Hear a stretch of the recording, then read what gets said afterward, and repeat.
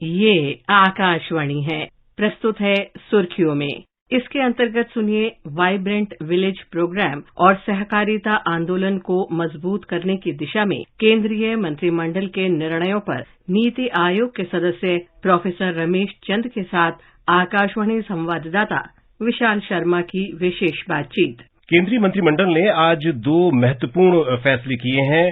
पहला फैसला जो केंद्रीय मंत्रिमंडल ने आज किया वो 4,800 करोड़ रुपए की वित्तीय आवंटन के साथ केंद्र सरकार द्वारा वित्त पोषित योजना वाइब्रेंट विलेज प्रोग्राम को मंजूरी दी है। और दूसरा महत्वपूर्ण निर्णय जो केंद्रीय मंत्रिमंडल ने आज लिया वो देश में सहकारिता आंदोलन को और मजबूत करने और इसे ग्रास रूट लेवल तक ले जाने के लिए 2 लाख पंचायतों में प्राथमिक कृषि ऋण सोसाइटी स्थापित करने का फैसला किया है।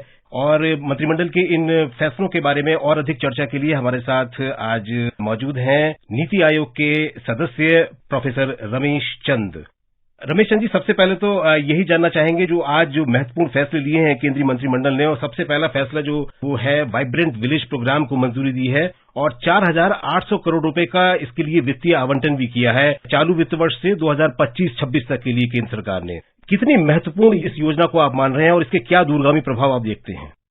ये जो कैबिनेट ने आज फैसला किया है कि एक सेंट्रली स्पॉन्सर्ड स्कीम शुरू की जाएगी जो 4 साल चलेगी, तो उसमें हमारी 4 यूनियन टेरिटरी में लागू होगी वाइब्रेंट विलेज प्रोग्राम, इसका नाम दिया गया है। तो ये जो 4 स्टेट में 4,800 करोड़ रुपए की स्कीम है, इसके तहत 2 तरह की वहाँ विकास या गतिविधियां होंगी। एक है कि हमारा जो अभूतपूर्व ढांचा है वो रोड की इंफ्रास्ट्रक्चर है या बाकी कोई भी जो इंफ्रास्ट्रक्चर है उसका विकास करने के लिए लगभग आधा राशि उस पे लगाई जाएगी और बाकी आधी राशि जो है उस 4 प्रदेश और यूनियन टेरिटरी में लोगों की आजीविका अर्न करने के लिए, चाहे वो कृषि से संबंधित कोई एक्टिविटीज हो, चाहे वो फिशरी से हो, चाहे वो लाइव स्टॉक से हो, चाहे वो और कोई माइक्रो एंटरप्राइजेस, कोई लोकल क्राफ्ट, आर्टिजन, उस तरह की एक्टिविटीज हो, तो उनसे अपनी लाइवलीहुड को इम्प्रूव कैसे जो वहाँ के बाशिंदे हैं वो उसको कैसे करें, उसके लिए होगा। और इसका मुख्य उद्देश्य एक ये है कि ये जो हमारे 4 प्रदेश और यूपी के बॉर्डर एरियाज हैं जिनका बॉर्डर चाइना के साथ लग रहा है, उनकी कुछ खास किस्म के मुश्किलें हैं, उनके कुछ खास किस्म के करैक्टरिस्टिक्स हैं। तो उसे हम केवल एक बाकी बॉर्डर एरिया की तरह नहीं देख सकते, उसके लिए हमें एक स्पेशल अटेंशन देने के लिए इस कैबिनेट ने ये निर्णय किया है। वहाँ से जो लोगों का पलायन हो रहा है बहुत बड़ी मात्रा में, कुछ प्रदेशों में तो सैकड़ों गांव जो है वो घोस्ट विलेज बन गए हैं, वहाँ एक भी बाशिंदा वहाँ नहीं बचा रहने के लिए।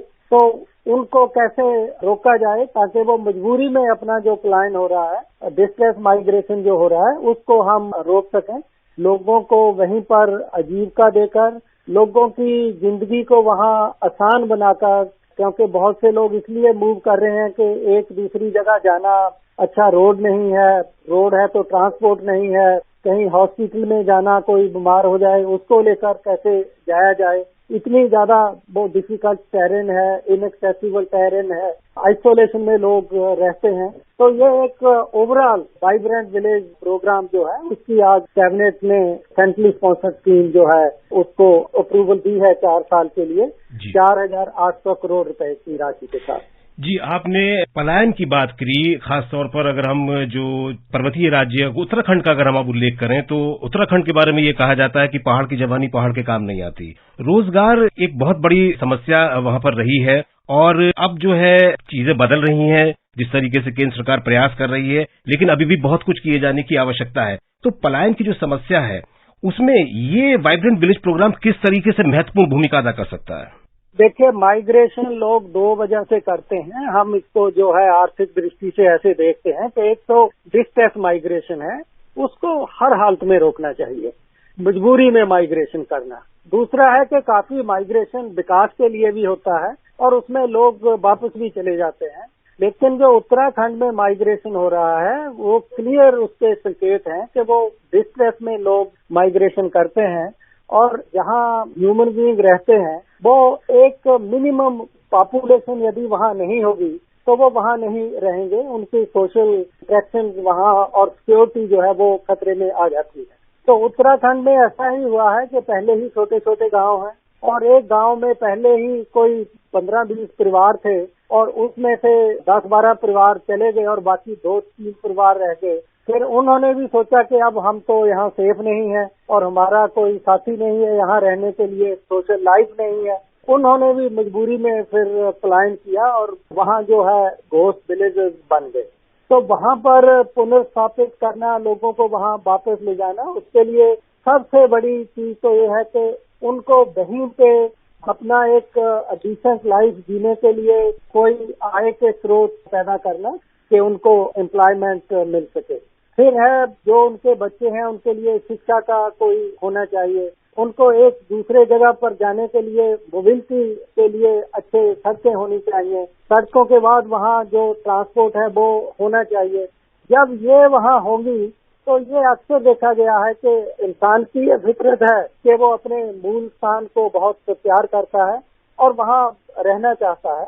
तो ये जो हमारे प्रदेश हैं, अरुणाचल प्रदेश, लद्दाख, उत्तराखंड और हिमाचल प्रदेश के कुछ एरिया जो बहुत डिफिकल्ट ट्रेन है, बहुत डिफिकल्ट क्लाइमेट है, तो ऐसे स्थानों में लोगों को हम वहाँ रहने के लिए कन्विंस कर सकते हैं। उसके लिए कोई हमें विशेष ध्यान देना पड़ेगा ताकि उनकी लाइफ भी इजी हो जाए। उसके लिए जरूरी है कि वहाँ इकोनॉमिक एक्टिविटी हो, वहाँ लोगों को इकोनॉमिक एक्टिविटी करने के लिए सबसे पहले क्रेडिट की जरूरत पड़ती है, उनको कोऑपरेटिव के क्रेडिट दिया जाए। फिर जो उन्होंने उत्पाद पैदा किया उसको वो मार्केट या उसकी कैसे वैल्यू रियलाइजेशन करें, उसको कोई संस्थान उनसे ले और उसको मार्केट में लाकर उनको बेचे और जो उसकी सेल रियलाइजेशन है वो वहाँ के लोगों को ले जाकर दें। तो बड़ी चीजें हैं, ये हम तभी वहाँ से पलायन रुकेगा, वरना स्थिति और गंभीर होगी। जी, देश में सहकारी आंदोलन को और मजबूत करने और इसे ग्रास रूट लेवल तक ले जाने के लिए मंत्रिमंडल ने फैसला किया है और वो है 2 लाख पंचायतों में प्राथमिक कृषि ऋण सोसाइटी स्थापित करने का निर्णय। डेयरी और फिशरीज कोऑपरेटिव स्थापित की जाएंगी। ये सहकारिता का जो क्षेत्र है उसके लिए आप इस निर्णय को कितना महत्वपूर्ण मान रहे हैं और ये कितना दूरगामी फैसला है सरकार का? ये कोऑपरेटिव को हम एज एन इंस्टीट्यूशन हमारे एक अलग मंत्रालय भी बनाया गया है। हमारे यहाँ पर हर क्षेत्र में जो आर्थिक एक्टिविटी है उसका आकार बहुत छोटा है। चाहे हम खेती लें, 80% लोग ऐसे मिल जाएंगे पहाड़ी क्षेत्र में, तो खास करके जिनके पास 1 एकड़ लैंड भी नहीं है। और यहाँ पर जो बाकी इकोनॉमिक एक्टिविटीज भी होती है उनका भी स्केल जो है बहुत छोटा होता है। तो उस स्केल वाला आदमी इनपुट लेने के लिए 50 किलोमीटर उसको जाना पड़े, फिर अपना आउटपुट प्रोड्यूस बेचने के लिए उसको 20 किलोमीटर जाना पड़े, तो ये जस्टिफाई नहीं होता, उसके खर्चे बहुत आ जाते हैं। लेकिन यदि वो कलेक्टिवली उसी वर्क को करें मिलकर किसी इंस्टीट्यूशन के द्वारा, तो तब उसका जो खर्चा है वो बहुत कम हो जाता है। दूसरा ये है कि बहुत से एरिया हैं ऐसे देश में जहां मार्केट्स कॉम्पिटिटिव नहीं है, वहां यदि हम कोऑपरेटिव का इंस्टीट्यूशन बनाते हैं तो वो इस तरह की जो मार्केट में त्रुटियां हैं उनको चेक करता है और जो प्रोड्यूसर है उसको अपने प्रोड्यूस की सही प्राइस मिल सके उसके लिए एक आउटलेट प्रोवाइड करता है। और तीसरा ये है कि कोऑपरेटिव को मल्टीपल एक्टिविटीज करने के लिए जो हमारा कानून है उसमें भी बदलाव के लिए कदम उठाए गए हैं। तो इसलिए वो multiple activity cooperative society, cooperative जो है in production, cooperative in input, cooperative processing में, कोऑपरेटिव पोर्ट में, तो कोऑपरेटिव को एक मल्टीपल एक्टिविटीज बढ़ाई गई है। तो ये इस तरह से हमें कोऑपरेटिव को जो है आगे विकास कर रहे हैं। कुल मिलाकर ये दोनों ही फैसले पंचायतों और सहकारी आंदोलन को आगे ले जाएंगे और रोजगार में इसमें वृद्धि भी होगी। रमेश चंद जी, हमसे बात करने के लिए आपका बहुत बहुत धन्यवाद। Thank you.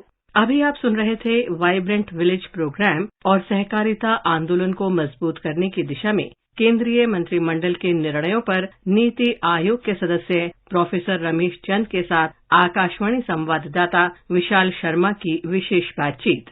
ये कार्यक्रम आकाशवाणी के समाचार सेवा प्रभाग द्वारा प्रस्तुत किया गया।